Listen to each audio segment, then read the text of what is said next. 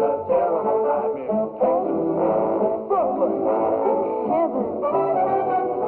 Yippee-yi, yippee-yo for the Alamo, where the flames are a welcome mat. Yippee-yo, yippee-yi for the lucky guy who hangs his hat in a flatbush flat. You wanna meet an angel face, my angels live all over the place in Texas. Brooklyn and heaven.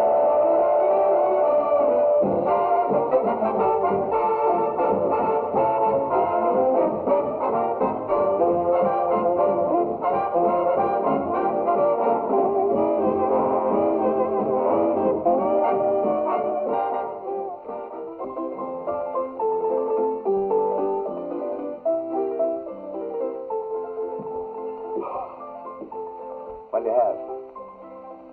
What's with that? What's with what? With that? Oh, house special. You have one? Yeah. I'll have the fourth one. Funny fellow, huh? With or without? With or without what? The story. Is it long? Depends on how many you drink. Okay. Start mixing. I'm gonna work my way up to that free one. Hey, Mike. Why Texas Golden Horse? Why not Brooklyn Golden Horse? Because Eddie Taylor came from Texas. Dallas, Texas. This is Dallas, Texas. Dallas.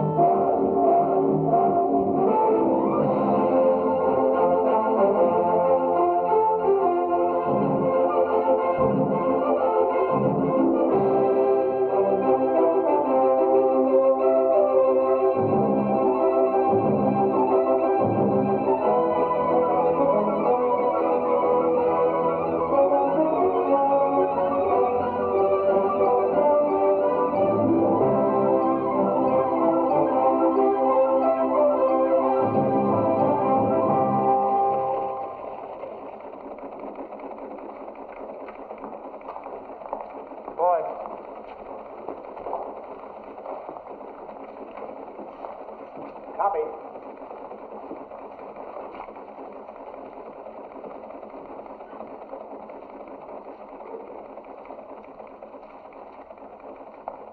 Say, copy.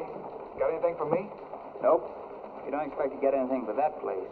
Not on the Dallas News, do you, Eddie? That's good. I'm kind of busy here anyhow. Who are you kidding? Copy! I'll see you.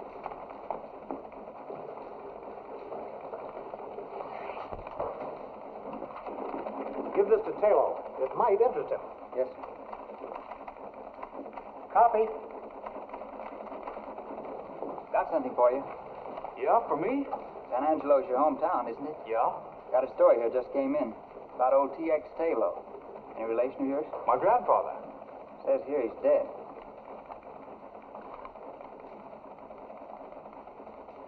He was a very old man. Left an inheritance, huh? Yeah.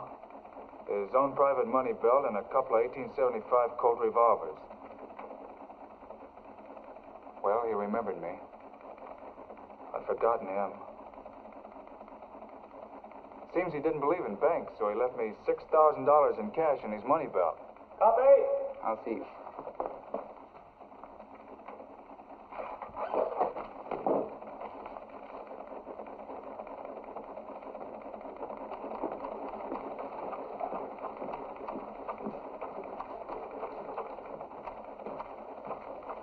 Mr. McGonigal, Yeah? this is my last day here. Quitting? Since the first day I came here 3 years ago, I've been waiting until I had enough money to do what I really want to do. Money? Your grandfather left you $6,000, not 60. That's enough. What are you going to do with this enormous fortune? Buy a ranch half the size of Texas?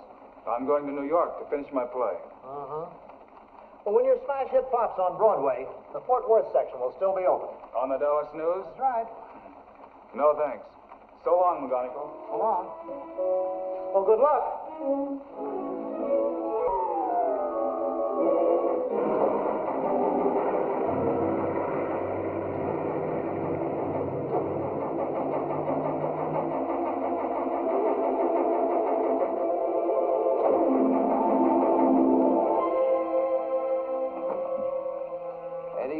to a swell start. 26 miles out of Dallas, he had car trouble. But if there had been no car trouble... Say, mister, would you give me a lift, please? I'm not very heavy. Where did you come from? I was asleep there beside the road, and then I heard you making all that noise. I guess it woke me. Go away. You're a very rude person. You're not a nice girl. Out on the highway this time of the night. There's nothing nice about you either, not a single iota. It so happens I'm running away from home. Some people do it in style, some have to do it my way. So for your information, I am a nice girl. And now, if you'll excuse me, good night.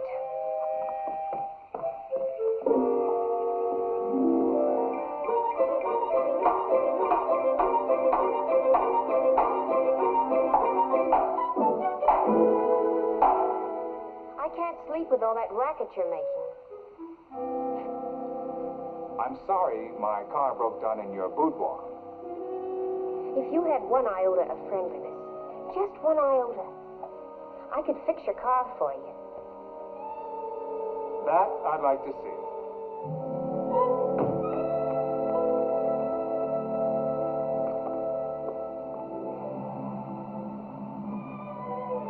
Thanks for fixing my car.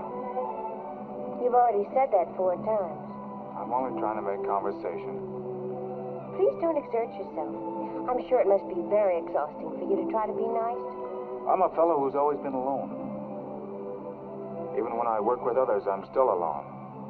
I'm not used to helping or being helped.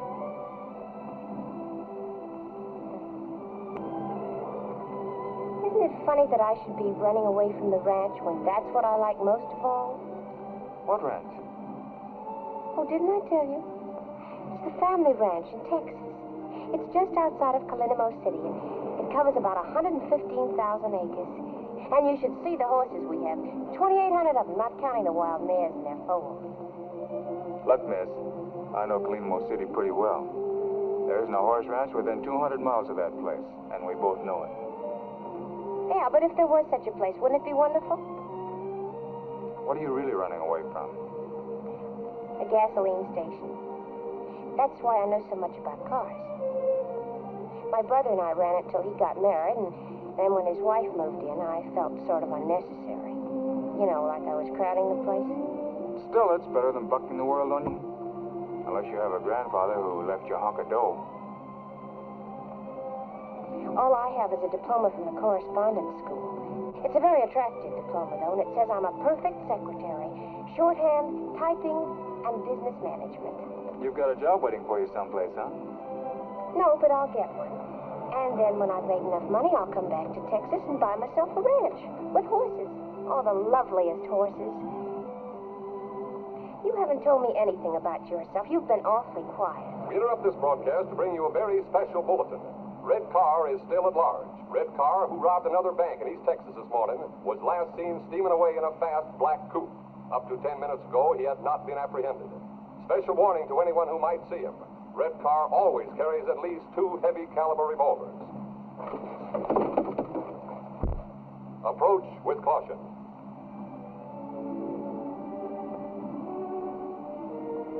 What kind of work do you do? Oh, I'm going to New York to write a play. You still haven't told me your name, or would you rather not? Cielo. Eddie Cielo. How do you spell the Taylor? T-A-Y-L-O-E. My name is Peruna Dunklin. I spell the Dunklin D-U-N-K. Watch out!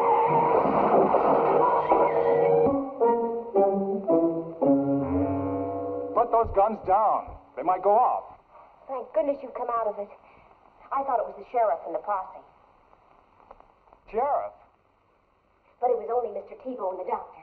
Now, think quick. They'll be in here in a minute. We'll use the name you gave me last night, Eddie Taylor. That's what I've already told them your name is. Are you listening to me? I'm listening. My name is Eddie Taylor. Good. And I'm your sister, Perry. My sister? It makes it look better. Red Car wouldn't be riding around with his sister. What's Red Car got to do with this? Who are you? Eddie Taylor. That's fine. And don't worry about your money belt. I put it under the couch after Mr. T will help me get you into bed last night. I'm getting out of here right now. What happened to my shoulder? You're lucky you're alive. I don't know. And who's this Mr. Tebow? This is his house. He lives here alone. His wife ran away with the dentist, but he doesn't care, he says, because now he doesn't have to pay the bill. Anyway, he helped me get you here after the accident. You remember the accident, don't you? Remember it. I'm still in it. It's getting worse. And we're so fortunate that Mr. Tebow didn't recognize you. Let's get something straight. I'm not Red Carr. Of course not. You're Eddie Taylor. We agreed on that, didn't we? It's not a matter of agreement. I am Eddie Taylor. And I'm your sister. I have no sister. You better have one if you know what's good for you. Hello, Doctor. Hello, Miss... Taylor. Perry Taylor. And, you're... I'm Red Carr. You've heard about me, Doc, haven't you? Everybody around these parts knows about Red Carr. What are you nodding your head for? Don't you believe I'm Red Carr, don't you? Yeah. And now, perhaps it would be better if I talk to the patient alone.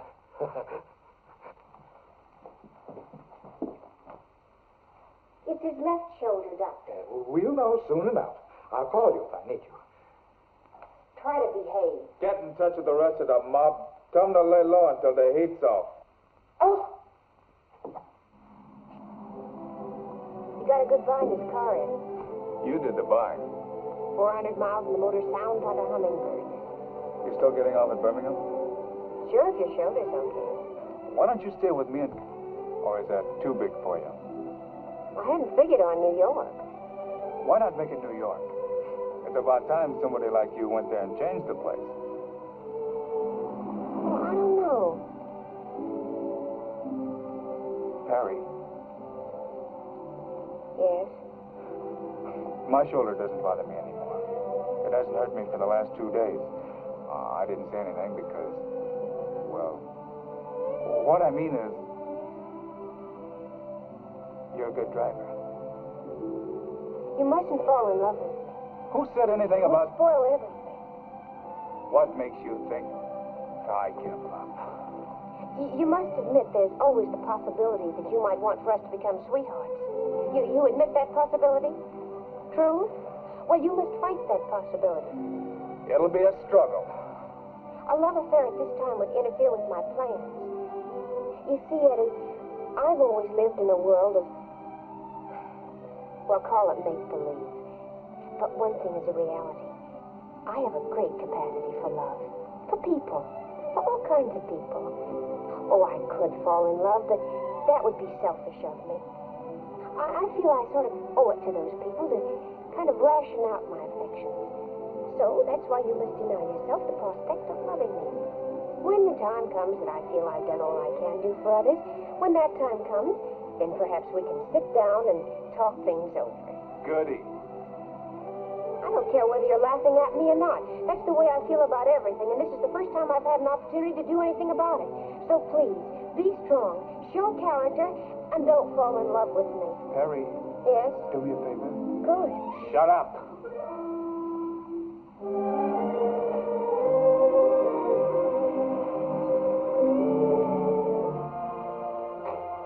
What are you going to do, walk out on me right now? You said your shoulder's okay? Well, I'm a little tired. You drive for a while. After all, it's a long way to New York.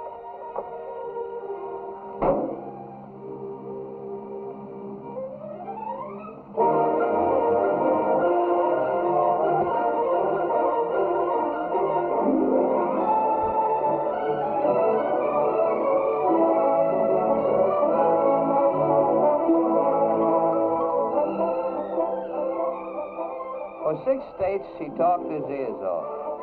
Of course, Perry knew he wasn't Red Carr. But she kept up her act just for the fun of watching him blow his stuff. And all the time, he didn't know that she was giving him the needle. It's funny how some gals know just when to use reversed English.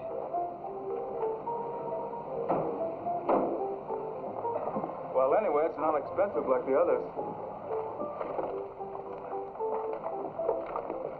will make a good hideout. For the last time, I don't need a hideout.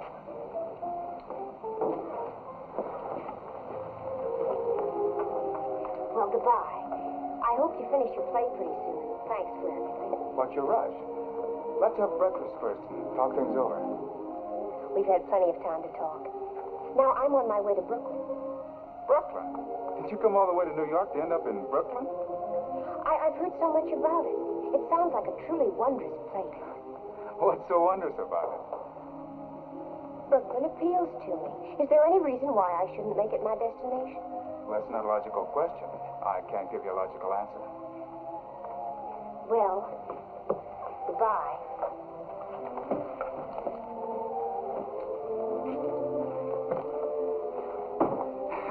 I hate to see you rush off like that. Eddie, you're being romantic. I give up. In plain and simple language, goodbye. Will you get in touch with me when you get settled? All right, Eddie.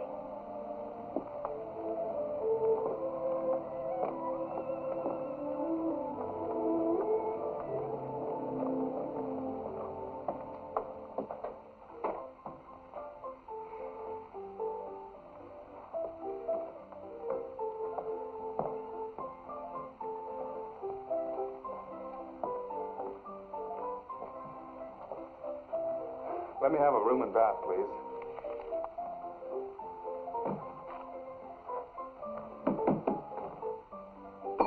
Hey. 105.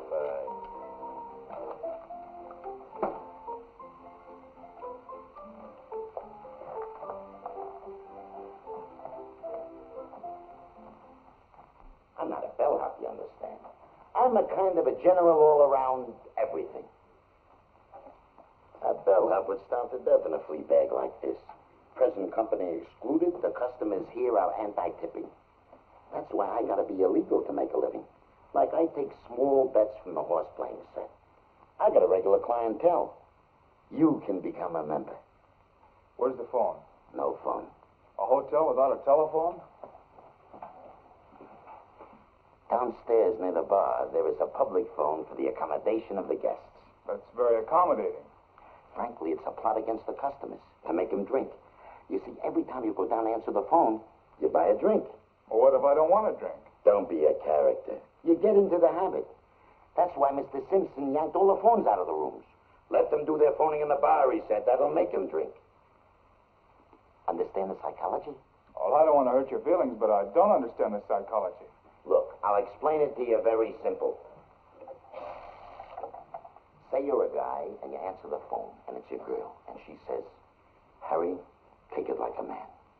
From now on, Joe has took your place in my heart forevermore. What is Harry going to do? There is a bar, all laid out for him. Congenial company and a bartender will listen to anything. What is Harry going to do? Right. And it doesn't make any difference whether it's his girlfriend or it's the boss or even if it's the bookie trying to collect the bet. Good news or bad news, he's bound to take a drink. Sometimes to forget, sometimes to remember. And then there's the nervous type. He's got to have a drink before he answers the phone. This type. Maybe you don't have to work, but I do. A writer. Do you mind? A regular character. If anybody calls you... Nobody's going to call me. But if I get a call from Brooklyn, and it's a girl, nobody's going to call me. But if anybody does, I'll come up and get you. You don't have to worry about tipping me. I make my money illegal but legitimate. Only, I got to figure you out first. Yes? Yes. We'll do everything we possibly can. Goodbye. And now, Miss Taylor, what kind of room would you like and what district? You know the YWCA may not be able to find it for you. I'd like to live in the loft of a stable. A stable. Did you say you wanted to live in a stable? Yes, please. If it isn't too much trouble. You're aware that there might be horses in that stable? Oh, yes, of course.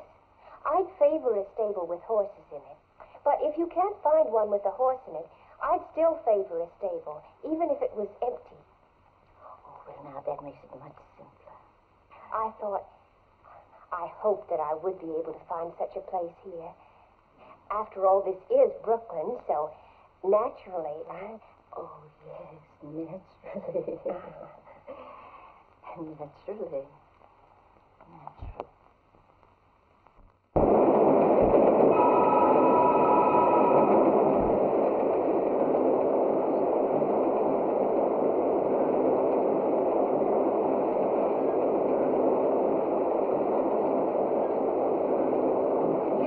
Share this with me. Thank you. Delighted, my dear. Delighted.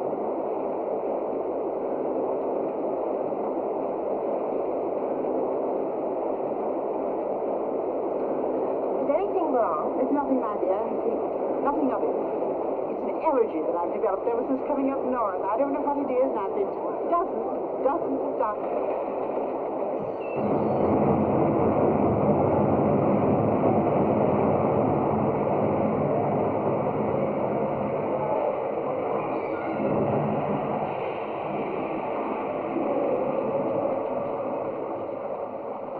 A nice thing to do. My dear child, I am ashamed of myself. You'd never think I used to be able to empty a purse with a hand as light as a goose feather. You could have asked. I asked no one. And anyway, with my police record, I shouldn't even be seen on the streets. By the way, honey, before you call the coppers, would you treat me to a meal, a mere gesture? And I promised not to run away. I couldn't,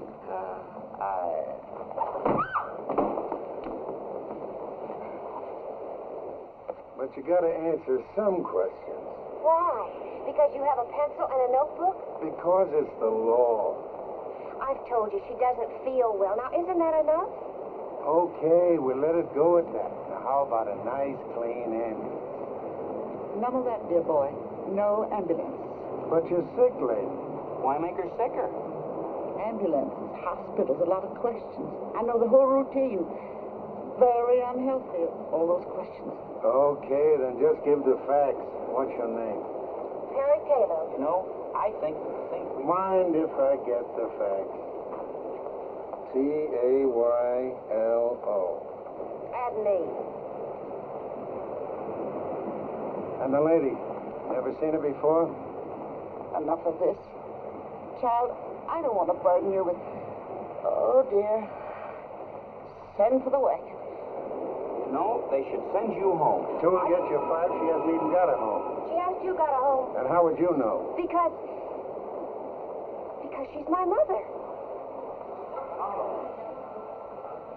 Your mother, huh? What kind of a daughter are you not to feed your own flesh and blood? Because she was too proud and independent to accept help. And then one day she ran away from home to see what she could pick up on her own. I didn't catch up with her until today. She didn't want to be a burden on me.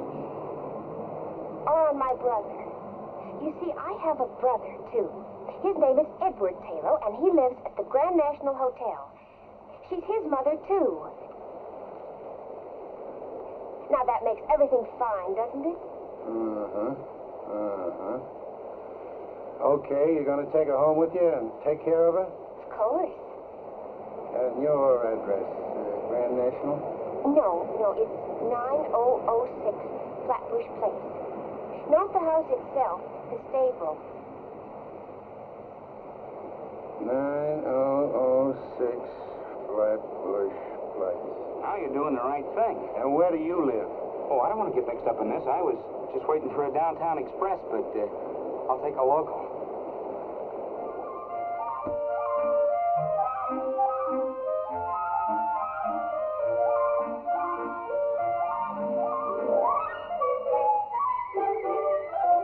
Will one of you sweet girls please say something? My daughter and I have answered all of your questions.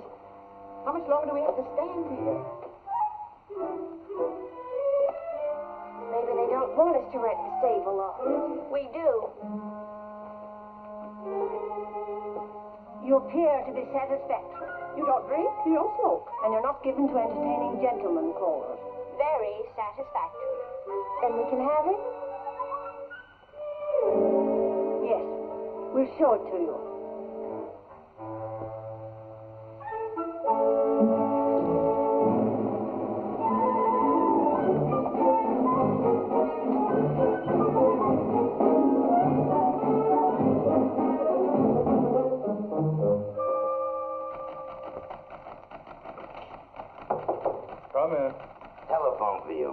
For me? The police department. Well, it's a gag. Why should the police want me? Don't be disturbed, character. When the police use the telephone, it can't be anything serious. Maybe they just want you to identify a corpse. It's okay, you can go that way. We're informal here.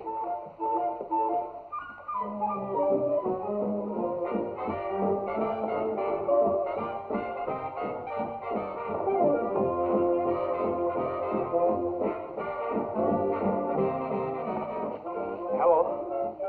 Yes? Well, this is Eddie Tiller speaking. My mother? Well, if my sister Perry told you that, you can take her word for it. Yes, sir. I'll see to it that my mother is properly fed from now on.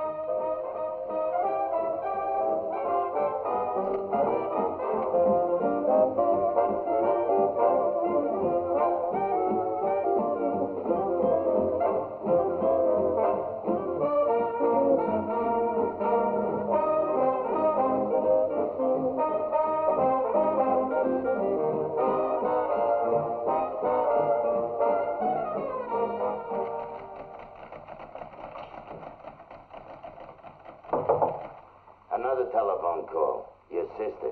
Tell her that I'll take it.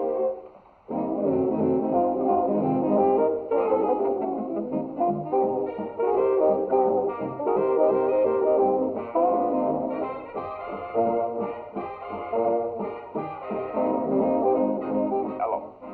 Now, look, Perry, Yes, the police called me.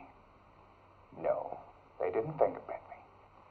Listen, Perry, how can you get yourself into so much trouble in so short a time? There's been no trouble, not one iota. As a matter of fact, I have something good to tell you. I found a wonderful mother for you. But I don't want a mother. But Red Car needs a mother. Don't you understand the psychology? I don't care if Red Car needs a mother. I'm trying to write a play. All right, but don't get hysterical just because I was trying to help a nice lady who was hungry. So I arranged to have our mother stay with me. Go on, give me the facts. Now, if you'll promise not to get mad, I'll explain something about our mother. You see, many years ago, she had a sort of a tendency to pickpockets. Did you say that our sweet, loving mother is a notorious pickpocket with a long prison record? Will you or will you not stand by me? Of course I'll stand by you. What else am I going to do? But, Barry, please, can't you get yourself involved in something simple? Like a triple murder. Oh, Eddie, I'm terribly sorry I've been such a burden to you. And you have my solemn word that I'll never do anything to make you angry or upset you again. Okay, Perry, okay. I'm not angry with you.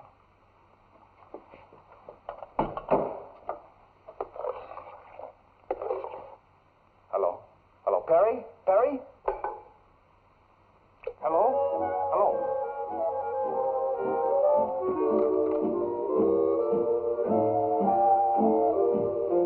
Let me have a double. Never mind.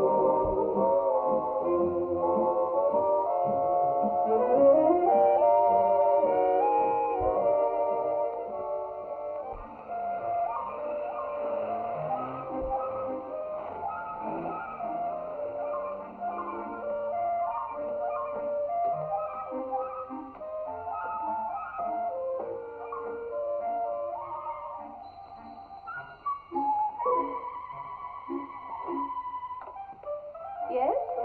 I'm Eddie Cielo. I'm expected, I believe.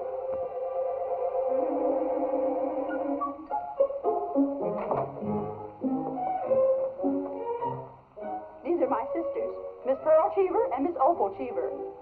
How do you do? He doesn't resemble his mother. He doesn't resemble his sister. No. I take after my father. Oh. We do not permit smoking here. I'm sorry. We're very disagreeable Everyone in the neighborhood says we're mean and spiteful. and utterly selfish. And we are. Yes. I'm sure you're not. We do not deny the truth. We're most unpleasant indeed.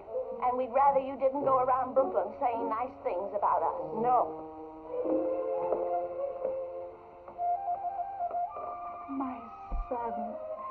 my dear, dear son.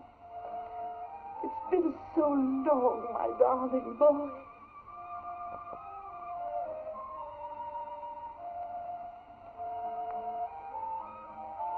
You may use the sitting room. Thank you, dear girl. Come along, my sweet. Remember, no smoking.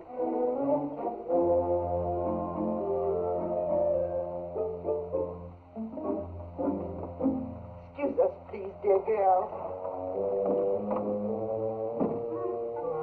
You could have called me mother. But I wanted to call you a lot of things. But that triple threat out there stopped me cold. I called you about Perry. Well, it's about time. If I'd known this address, I would have been here 3 weeks ago. Well, Perry didn't want to get in touch with you until she had a job. Now she's got a job. Why didn't she call me? Well, it's a strange kind of a job she's got, my boy. If this job is something you got her, if you're getting her mixed up in something crooked, Just look who's talking. I may have lifted a lever now and then, but I never pulled a bank job. But for Perry's sweet sake, your secret shall remain locked deep within my heart. What about Perry's job? What's wrong? That's why I thought we'd drop down and watch her while she's at work. Then you can decide what course of action to take. Oh, can't you tell me about it? Where's she working? Coney Island. And imagine we can get some hot dogs while we're there. Come along, my sweet.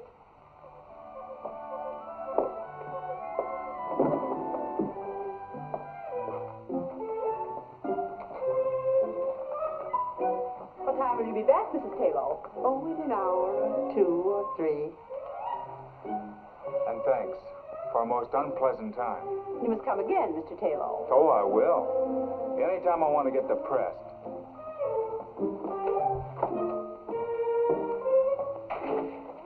We should have listened in on their conversation. We should have. Next time we will.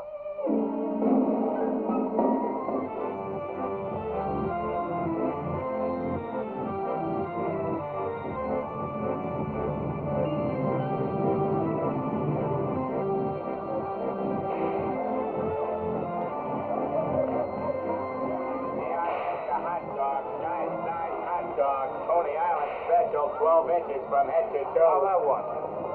You'll have one what? Well, I was under the impression you sold hot dogs here. Well, speak up, buddy. I can't read your mind.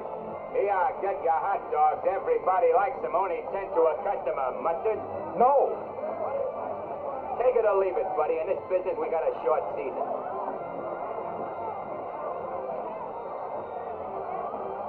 Excuse me, sir. I didn't mean to offend you. Ah, the Park Avenue type.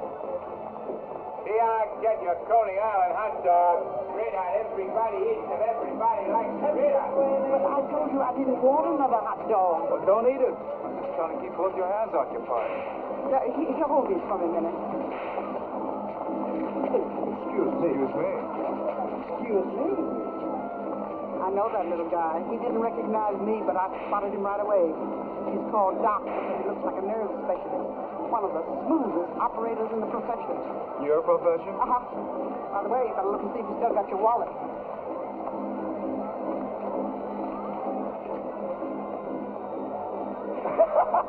I knew he was lifting levels the minute he bumped into you. And I suppose you lifted it from him to prove to me that you've reformed. No, child. I just want to see if my technique is better than the doc's. Maybe I didn't prepare it. But I wish you wouldn't say I'd reform. Makes me feel so old. Now, ladies and gentlemen, for your pleasure, I give you the greatest entertainment value on the Midway. Biggie's internationally famous water nymph. This is it. What's Perry doing in there? We're down here to find out. And I hope she can swim. Presenting the water nymph.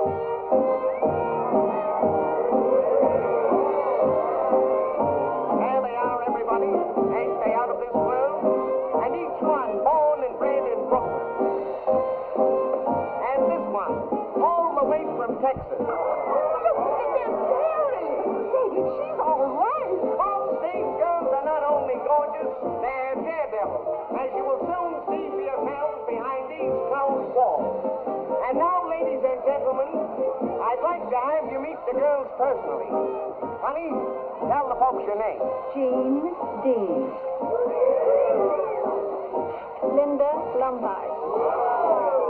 Merrill Nemeth. Mill Patrick. Joe Jordan. Gene Stratton. And you, honey.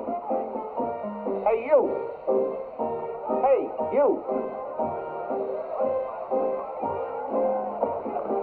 My name is Perry.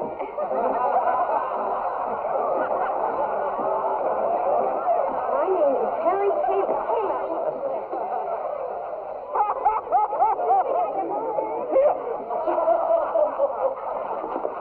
Keep your hands off of her. Go away, Sonny. You bother me.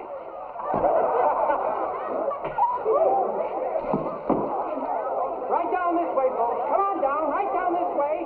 The biggest show on the Midway. Come on down, folks. The biggest show on the Midway. The show is going on now. Right this way, folks. The biggest show on the Midway. See the fire eater, folks. Come on down. Right down this way, folks. Come on down this way. See Pajambo's a beautiful Chinese temple dancer. Tickets right this way, folks. Go right in. Right over this way, folks. Get the tickets.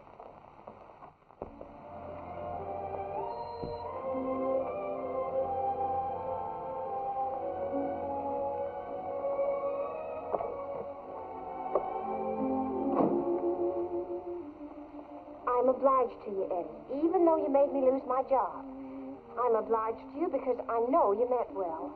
But in the future, please let me pick my own jobs and you stick to your playwriting. Oh, what's the use? I give up. Here. Call it a loan or whatever you want.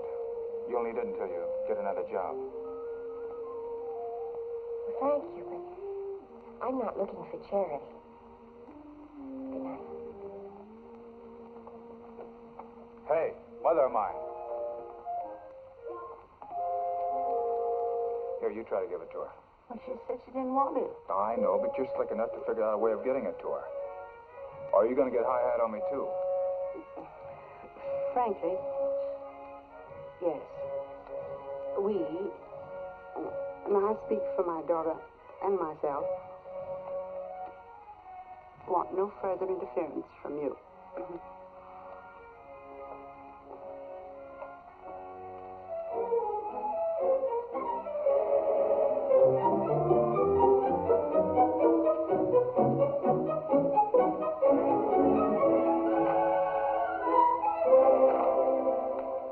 Mr. Arco never does musicals. Junior, how many times do I have to tell you to keep that phone off the hook when I'm trying to eat? Eating? Yeah, I was having a little snack in there, but I've got a very sensitive stomach, and I can't eat a thing with the phones So you ringing. mean to tell me that you've been eating all the time I've been waiting? Junior, Yeah? who is this man? He wrote a play. I returned it to him, but he insisted on a personal interview with you. I told him you'd be tied up for at least an hour. And all that time you were only eating? Well, why not? I didn't bother you when you were working on your play, did I? Why do you feel that you should bother me when I'm trying to eat? Oh, stop that. This is no beauty parlor. Now, do you mind if I return to my chicken sandwich on white toast with no dressing? Wait a minute. Before you go, I would like to know something. In fact, I've reached the point where I must know. You see, everybody on Broadway has turned down my play. Now that I've exhausted the field, I've got to know. Should I try to write another play? I never read your play. You know, well, how could you turn it down? Because Junior didn't like it. Junior didn't like it. How could you let a thing like that pass judgment on my play? Now, wait a minute, son. Take it easy. Junior has an uncanny eye for anything that looks like a potential hit play. Why, he could get 1,000,000 jobs tomorrow any place on Broadway. But he's my son, and I won't let him go. Junior, tell the gentleman if he has any talent. I don't care what he thinks. Well, you asked me a question. Junior will have to answer you. I can't. All right, I'll take his opinion. So Eddie asked Junior. But even Junior didn't like it. Nobody liked it. Eddie was a bust. When I met up with him, Eddie had fire coming out of his eyes and smoke coming out of his ears. Hold it, Mike. You better hitch up that third horse.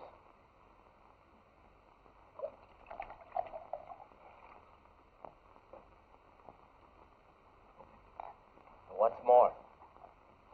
What's more with what? What's more with the story? How many times does that horse have to kick me before I get the end? So far, pal, you've only been riding the side saddle. Now we really go places. Because here's where I met up with Eddie. You remember the bellhop? Well, Eddie tried to pass that bar once too often. It was the night that Joe was sick and had asked me to stand in for him. Bartender. Bart. Good evening. Sorry to keep you waiting. I was just getting ready to close up. Okay, what do you have? Poison. What kind of a chaser? Don't be a comedian. Give me a bourbon and water. Bourbon and water.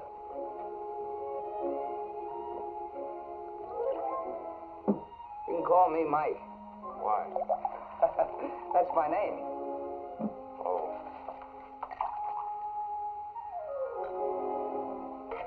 I want a bourbon. Yeah, I know. But I want you to try one of these. It's a little concoction of my own. Look, I ordered a straight bourbon. Yeah, I know. But just try one of these.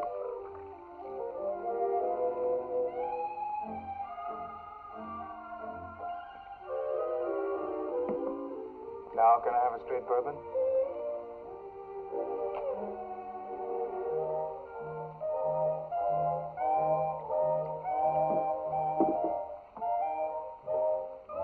Good, huh?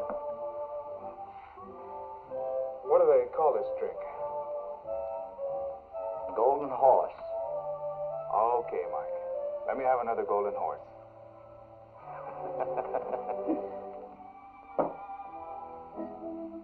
You're new around here, aren't you, Mike? Hmm? You're new around here. Oh, yeah, I'm only here for the evening. Joe has a cold.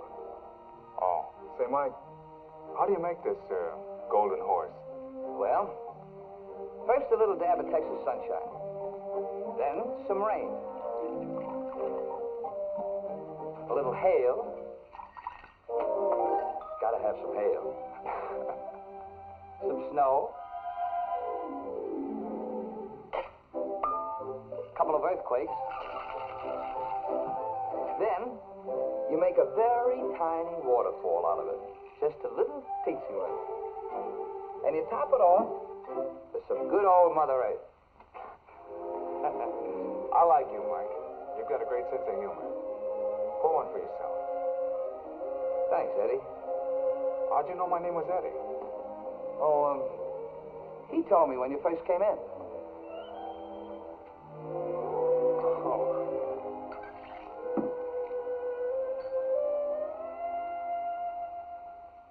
Eddie really tied one on that night. 6 hours and 12 bars later, I got the whole story. How he cost Perry a job and how he was the world's worst playwright. Along with it, I got the idea that there might be something I could do for these kids. The smart thing first. Got Eddie sobered up the easy way. Flat on his back in Prospect Park.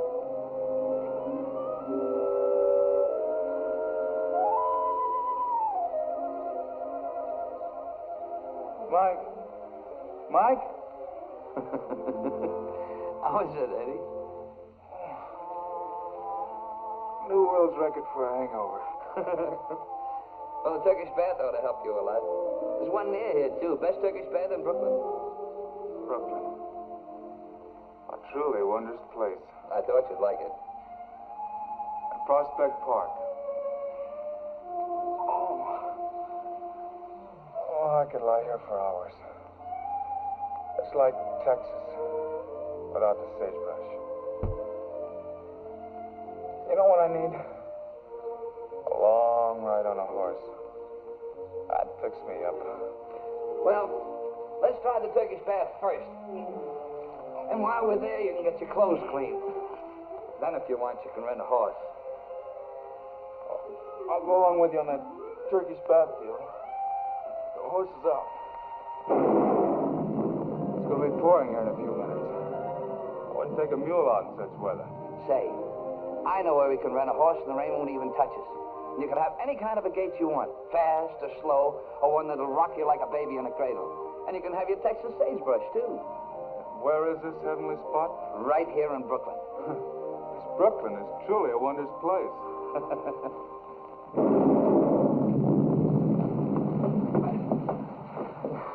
Turkish bath was one thing, but this I don't believe. Here I get to ride a horse through sagebrush? Come on, Eddie. So I took him to Mr. Gaboulian's riding academy. It was strictly out of this world, and that included Mr. Gaboulian. He was a whacked-up guy, a fugitive from Ripley. Wow. What is it, a zoo? Mike, you're a man of your word. It's all here. But I'm wondering if I am. Well, it was a place a man could go when he got fed up working 9 to 5. For 2 bits of Mr. Gaboulian's, he could live dangerous, sail the 7 seas, and track down wild game. Yeah, the academy was something. And it was just what the doctor ordered for the kid. Soon as Eddie got 1 foot inside the place, I could see his troubles begin to peel off. I give you a choice of any horse in the place. Use that one.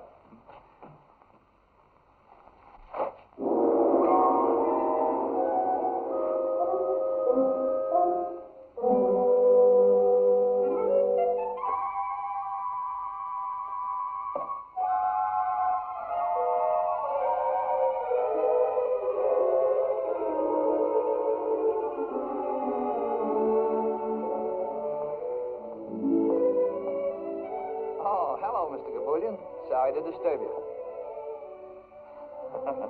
Meet my friend Eddie. Eddie and I want to ride your horses. Excuse please, gentlemen. The rain was so heavy, so I think nobody comes. So I have me sleep in the house on the elephant. Excuse, gentlemen, please. Please. What's he doing up there? Huh?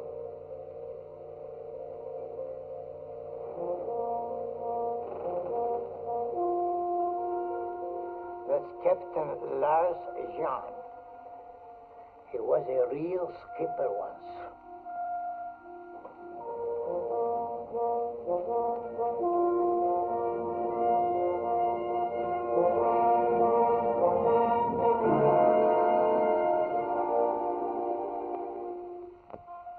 That boat teaches you not to become seasick, huh? I guess so.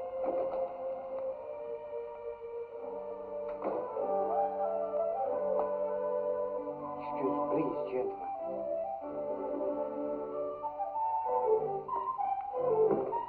Boy, I've seen some gems in my life. This is really a beaut. Good afternoon, Mr. McWhirter. Good day to you. It's a miserable day out. Oh, sure. It's good that you are here.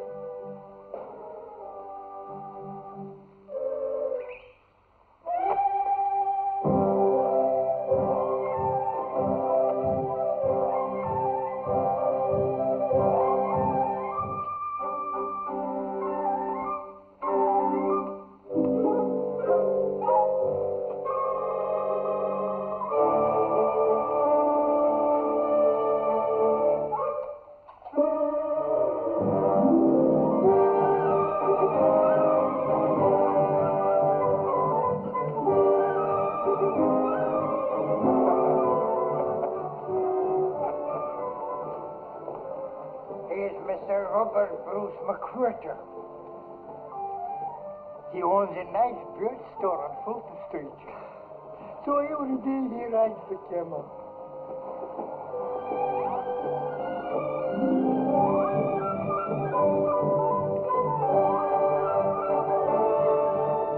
He looks like he's having a lot of fun. A lot of fun? That's the only thing that makes him happy.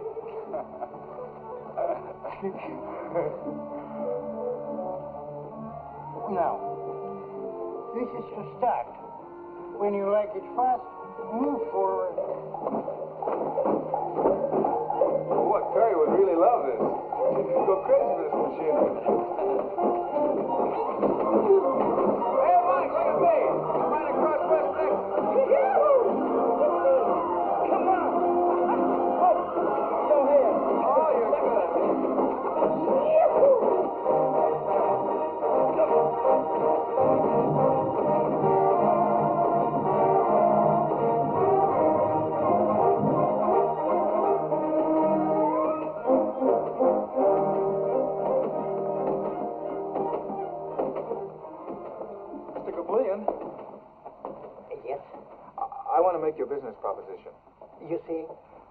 you to hire a young girl to help you run this place.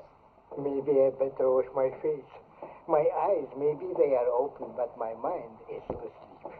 Excuse me, please. Mr. Gabullion. Yes?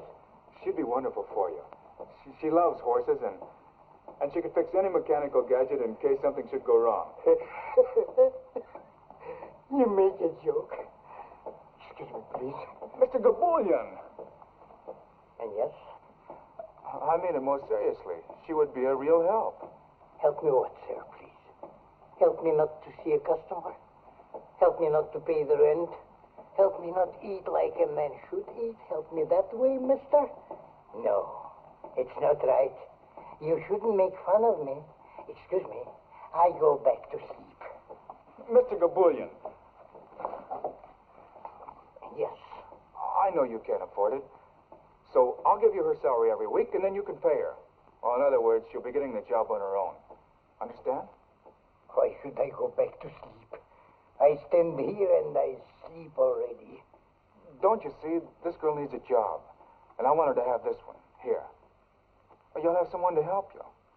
And it'll cost you nothing. It will cost me nothing? Absolutely nothing. I'll even pay for the ad in the paper. Wanted. Young girl from Texas. Must know and love all kinds of horses. Must be honor graduate of correspondence course. Now remember, the only one you hire is Paradiso. Paradiso? I'll write it all out for you later. What have you got to lose? Just think, Mr. Gabullion, you can sleep as much as you want. I think it over. What is there to think about? Nothing. Only it makes it sound like better business. So I think it over for a minute, please. Then I give you my answer, which will be yes. Swell. Now, we each put in a nickel to begin with.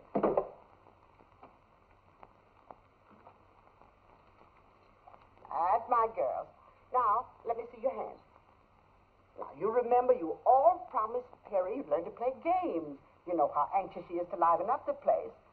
And how are you going to play poker if you don't let me teach you? That's my girl. Well, you have a very bad poker hand, dear. 2, 4, 7, 10 jacks. Just nothing at all. But if I were you, I'd hold on to this jack, because that's your highest card, see? And ask for 4 more cards. I'll gladly give them to you. Nice, fresh, new ones. Now, no, you hold on to that, dear. Now, Ruby, let me see what you have. Why, that's wonderful. You've got a pair of 4s. Now, if I get a pair of 2s or 3s, you'll beat me, you see. You see how simple it is to play poker? Now, dear, let's see what you have.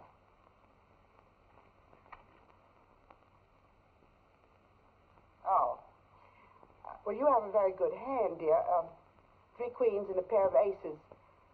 Very good hand indeed. Poker, one must always try to improve one's hand. So, I'll throw away these 2 aces. And try to buy another queen, because 4 queens, you see, would give you a perfectly lovely hand. Now, we'll each put in another nickel in order to buy fresh cards. Come along.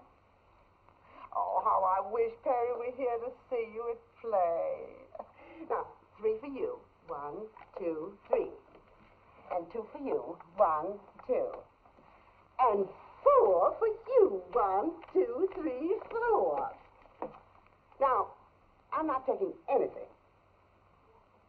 That's what's called standing pat. Now, we'll all show our hands in order to see who's won. Well, now, come, girls. If we don't show our hands, how are we going to know who's the lucky girl? And the lucky one wins all the money in the center of the table. Now, I have a straight. 5, 6, 7, 8, 9. Now, you remember what I told you about a straight? I'm going to be awfully hard to beat. Awfully hard. But that's the game of poker for you. That's what makes it so terribly exciting. Now, let's see, dearest, what you have. Come along. Oh, you're poor, unlucky thing. I haven't got anything. Not even a pair. Now, let's see what you have, dear. Well, you still have only a pair of 4s. That doesn't beat a straight. Now, dearest, let's see what you have.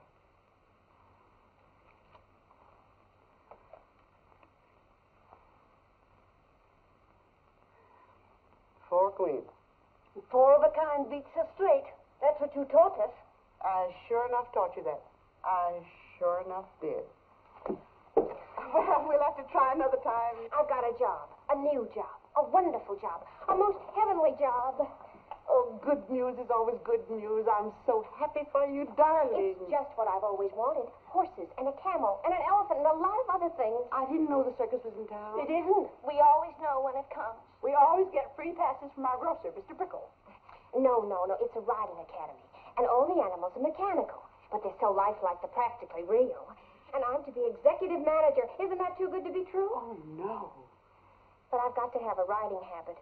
I wouldn't look as if I were running the place unless I did. You know, I've noticed that our dear Cheever sisters are very handy with a sewing machine. We've never made a riding habit. Only Mother Hubbard's. And slip covers. Yes, but under my supervision, dear girls, you'll make a riding habit. A more than suitable riding habit. But first, let's return all the losings to the losers. You were the only loser. Well, I guess I'll have to teach you how to play gin rummy. There were about 50 other girls for the job, but I got it. All in all, those 3 ghouls downstairs clipped me for $8.40. I tried blackjack, casino, double solitaire. I even invented a game and called it Chuck Full of Luck. But that's a commodity on which the Cheever sisters seem to have a monopoly. But it's worth it. Do you notice how congenial they've become? I knew it would work, and I'm so grateful to you. After all, it's your money, child. If you don't mind spending it, trying to warm up those 3 ice cubes in petticoats. Turn around. Not that I think they ever will warm up. Oh, yes, they will. I've already convinced them to come to the academy one of these days and try a ride on the animals. I don't get it. This concern you have for other folks. I don't get it at all. I've met a lot of people in my day, both inside of prisons and outside. But somebody like you, what do you expect to get out of it? Oh, if I've made people happy, it makes me feel good, that's all. Well, what about making yourself happy? But I am. Very. I'll let you in on a little secret. You're not. And I'm referring to that certain party named Eddie Taylor. You know, I was in love with my probation officer once. I had such a crush on him, it gave me a thrill just to report to his office. But of course, I had to curb any display of affection because, after all, he was my probation officer. But you and this Eddie. How do I look? Don't ask me. Ask Eddie Taylor. Dear child, you interfered in my life, so I feel I have a right to interfere in yours. You did something that state prisons, penitentiaries, small jails, and 8 parole boards couldn't do. You made an honest woman of it. Of course, there's enough larceny left in me to keep me attractive. But I want to do something for you. May I, sweet? I know what you're going to say. Well, then why don't you do it? I can't. I can't now, not until he's finished his play, because that's what he wants to do more than anything else in the world. And I wouldn't want to clutter things up for him. You could help. That's what a woman's for, to make a man think he's successful. Oh, no. He told me definitely. He works alone. After he's a success in the theater, then maybe... Well, maybe then. Well, I tried to help. But you have. If I were certain, if I were really certain that Eddie wanted me, you know what I mean. Well, the least you can do is to call up that idiot and tell him you're working and where. I'll do it right now. Do you think he'll like me in this outfit? Well, I don't know about him, but a normal male would be very normal about it. Eddie.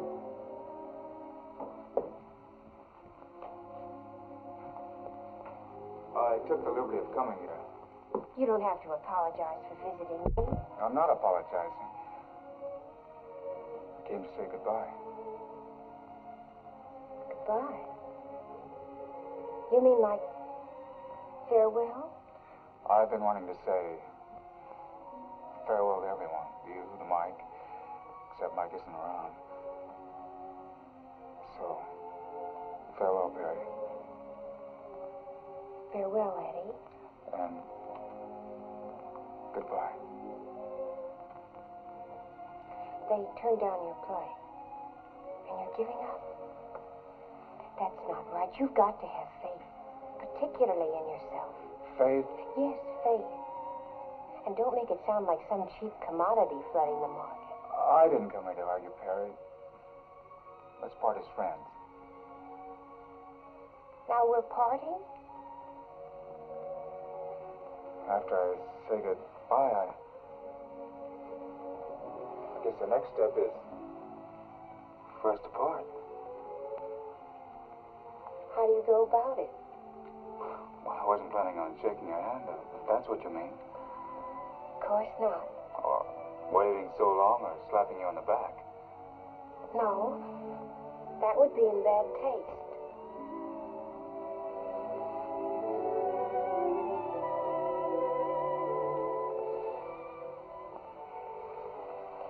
You may fall in love with me now. Thanks. Mr. Gabulian. Yes? I have figured out just how this business should be run. You see? I've made a graph according to seasonal changes.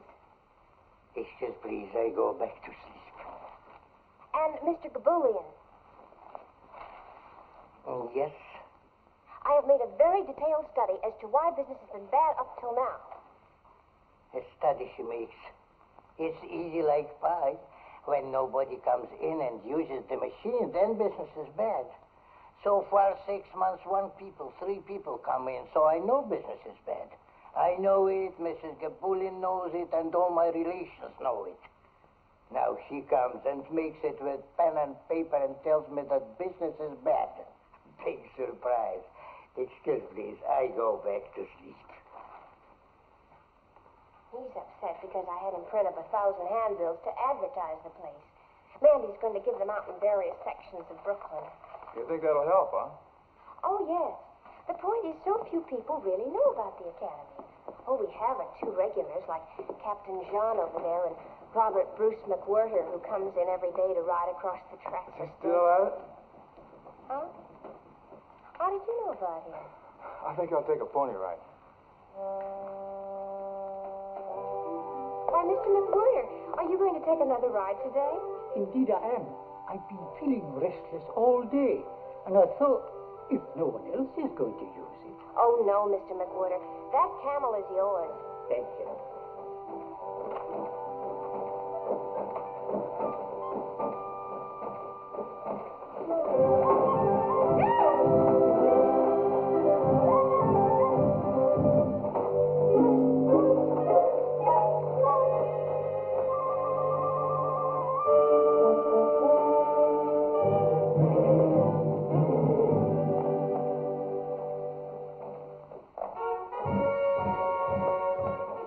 I just brought you 3 more customers.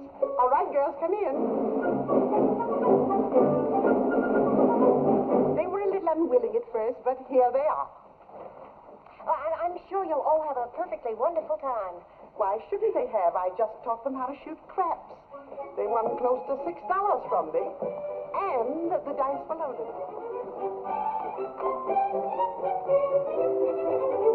May I offer you the finest horses in the stable? Oh, you girls take this one. You happy, Mandy? Thank you. I don't need any help. Cheaper. All right, come on over. Stirrup. There we are.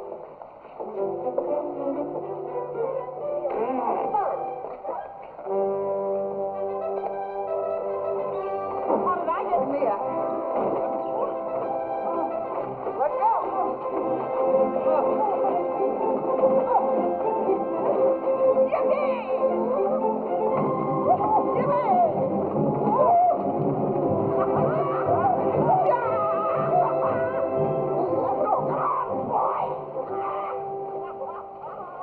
Wouldn't it be wonderful if we could have business like this every day, all day long? Then you'd be completely happy, huh? Almost, Eddie. If only Gabulian would change the name of the place. Yeah, that's a good idea. I've got a name for you. The Golden Horse Academy. The Golden Horse Academy. It's perfect. It'd be a good name for a ranch, too. Let's figure it out.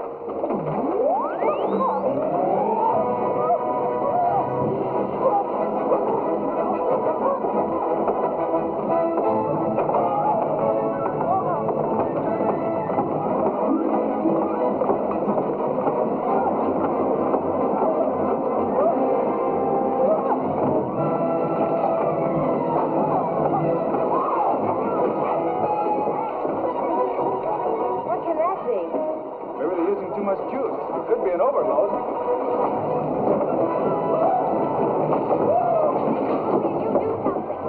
You hear me, Mr. Napoleon?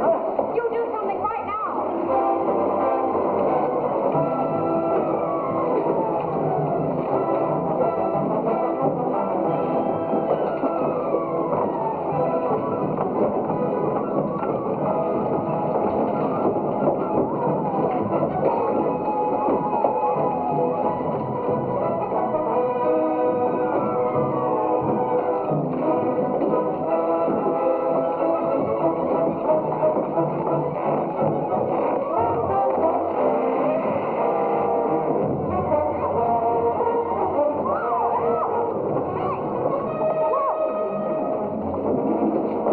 Where's the main switch?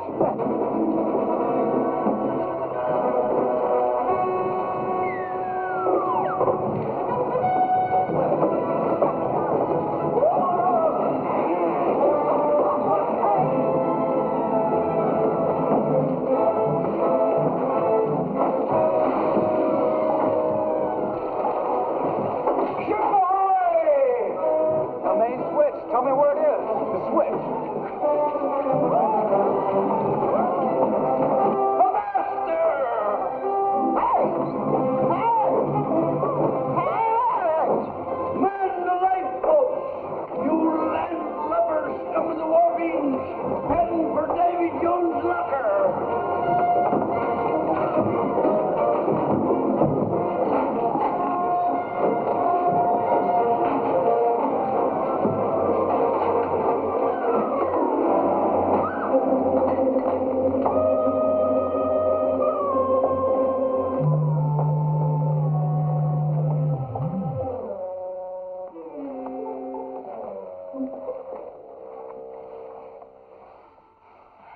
What happened, please?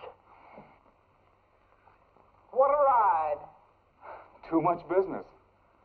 Just too much business. Yes.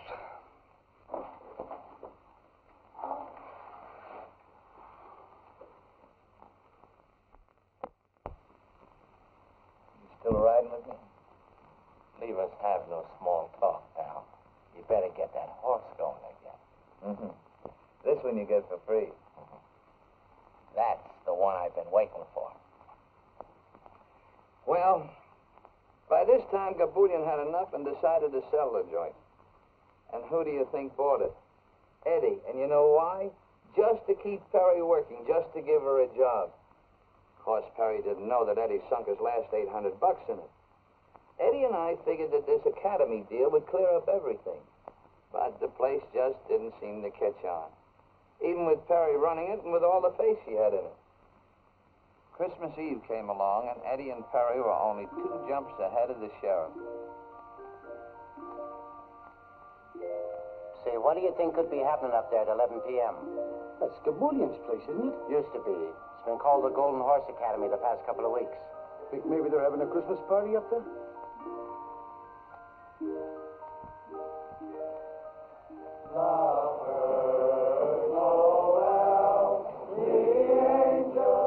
We had a big party.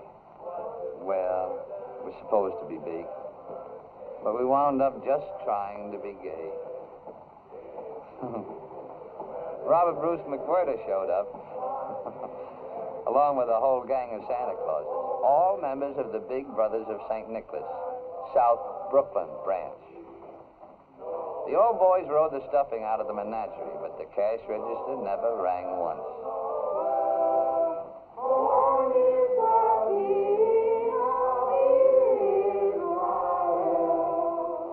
Then Officer Comedy came in.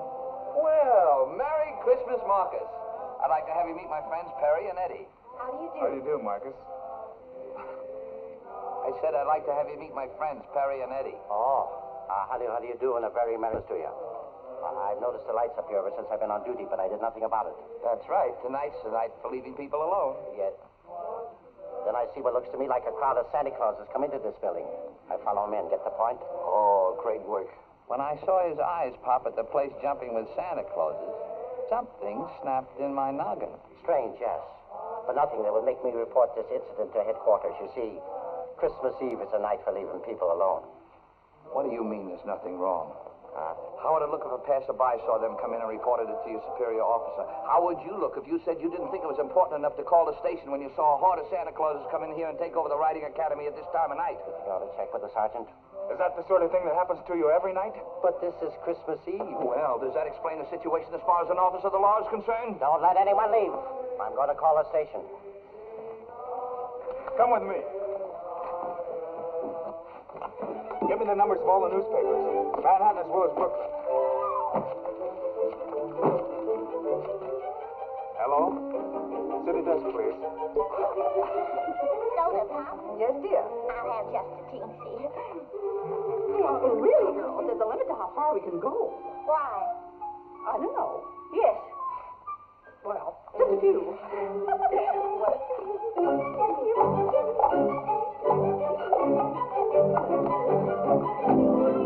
Sure you're not drunk, Comedy? All right, I'll check on it. I'll check on you at the same time. Sure there's a story in it. Sounds like a lot of human interest. I'll send a man over. Try.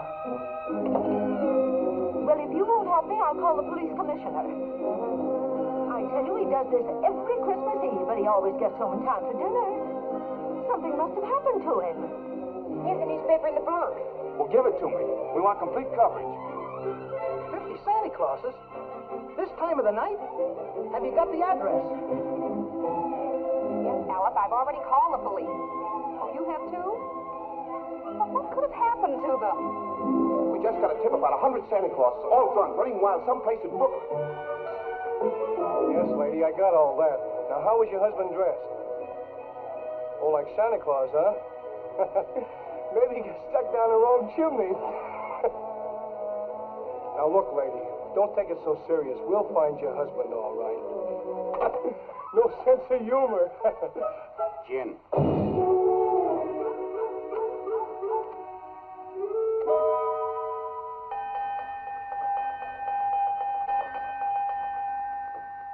Now, listen to me. Listen to me, all of you. Your wives and your children, your friends and your neighbors, burning up the telephone wires, asking if any of you is behind bars at the police station, or lying all torn to pieces on a hospital bed, or stretched stone dead on a cold slab in the morgue. Well, are you? I got a list of names to check on. You lads are going home right away. Big smile now. Oh, come on, bigger than that. There we are. You know, with this publicity and everything, you have here a pretty valuable piece of property. Well, the Cheever sisters want to buy it. What do you think, Perry?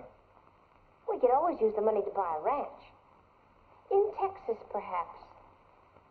I merely offer it as a suggestion.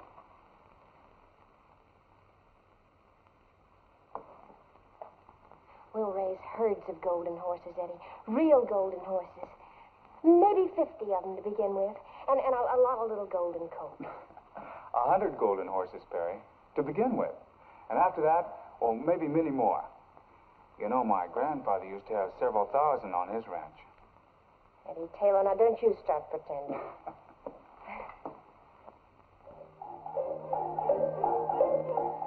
And so, Eddie and Perry got their ranch, which is what they both wanted all the time. Now, in Texas, babies come on golden horses. None of that stalk business in Texas. No, sir. And that whole ranch was loaded with golden horses. You expect me to believe all that? How'd you like the drink? Fine. Didn't even feel them. So long, Mike. So long.